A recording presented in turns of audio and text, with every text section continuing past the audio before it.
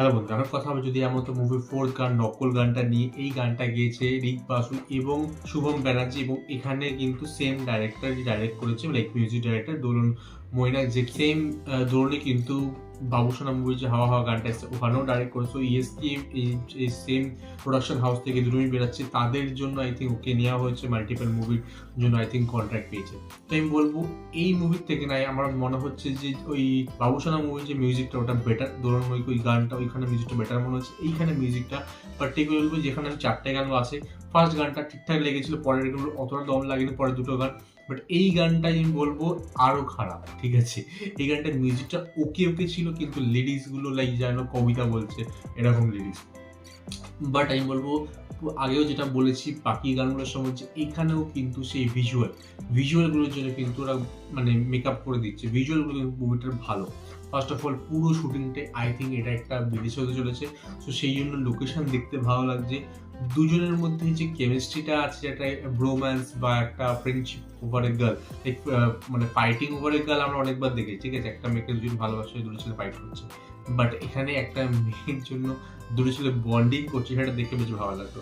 এবার যে রোগা পাটকা যে ছেলেটা আছে এখানে, ডোন্ট মাইন্ড মি সেইং, সেটা হচ্ছে ঋষভের ক্যারেক্টারটা, তাকে কিন্তু লাইক বেশ একটা চার্মিং ব্যাপারটা লেগেছে। আবার শনকে কিন্তু লাইক একটুখানি ভারবার্তিক, ওই একটুখানি বডি বিল্ডিং টাইপের ব্যাপার আছে ওখানে, ঠিক আছে, সেই জিনিসটা ভালো লাগে। কিন্তু এখানে আই থিঙ্ক একটু বেশি জামা কাপড় পড়েছে, তার জন্য একটু বেশি একটু মোটা মনে হচ্ছে, এটা এরকম ভাবে হাঁটছিল। তো এটা একটু অড মনে হচ্ছে, আই থিঙ্ক অতগুলো না পড়লেও হতো। যেখানে ঋষভকে অত লিন লাগছে সেখানে ওকে একটু বেশি মোটা মনে হচ্ছে, আই থিঙ্ক একটু বেশি ভিতরে জামা কাপড় পড়েছে। বিকজ এর আগে যেই আমি ভিডিওগুলো দেখেছি সেখানে ওর যে চেহারাটা সেটা ঠিকঠাক মনে হচ্ছে, লাইক ও বডি বিল্ডিং করে দেখে বোঝা যায়, তো একটা মানে কি বলবো, একটা বেশ চার্মিং লুক আছে ওর মধ্যে। বাট সেটা কিন্তু লাইক হট লাগে, বাট এখানে একটু বেশি মোটা মনে হচ্ছে, বিকজ আই থিঙ্ক অনেকগুলো লাইক সোয়েটার ফোয়েটার অল থিং পড়েছে। আর এই পুরো যে কটা গান দেখলে এই মুভিতে আই থিঙ্ক এরা তিনজন একটু বেশি জামা কাপড় পড়ছে। স্পেশালি আমি বলবো মেয়েটা সঞ্জিত প্রিয়া। আমরা এর আগে এত হিন্দি মুভি দেখি যেখানে বিদেশে ঠান্ডার মধ্যেও লাইক আমাদের নায়িকারা ইজিলি স্লিভলেস শাড়ি পরছে বা ছোট কোনো ড্রেস পরছে, তো একটু ওয়েস্টার্ন ড্রেস পরে, সেখানেও এত জামা কাপড় পরে আছে, লাইক এত অব্দি ঠান্ডার জন্য আমি বুঝতে পারছি। বাট সেটা একটুখানি একটু দেখে একটু অড লাগছে, লাইক একটু এইসব মুভিতে একটু কমার্শিয়াল মুভি, রাইট? তো একটু তোমার ওয়েস্টার্ন কান্ট্রি যখন রয়েছে, ওয়েস্টার্ন ড্রেস পরা যেতেই পারে, ঠিক আছে, for the shooting I am saying, like সেটা হলে দেখতে আর একটুখানি লাইক ভালো লাগতো।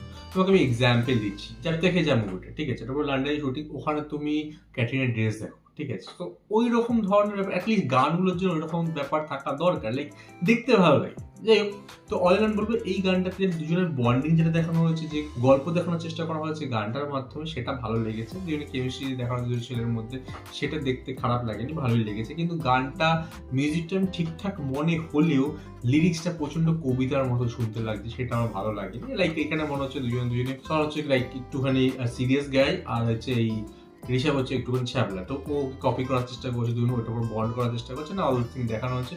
তো ঠিকঠাক মনে হলো। আমি বলবো লিখে 4টে গান শুনলাম, আমি অলরেডি বেরিয়ে গেছে। ফার্স্ট গানটা যেটা ছিল সঙ্গের মধ্যে, ওটা বেটার মনে হয়েছে রায়দের এই বাকি 3টে গান। তো আমার মনটা ঠিকঠাক লাগলো, লাইক লিরিক্সটা ভালো ছিল না, মিউজিকটা ওকে ওকে, ভিজুয়ালটা বেটার মনে হয়েছে। তো তোমরা কি গানটা দেখো, তোমাদের এই বিষয়ে কি মতামত আমার কমেন্ট নিশ্চয়ই আনতে পারো। আমার সঙ্গে দেখা হবে নেক্সট ভিডিও। গুড।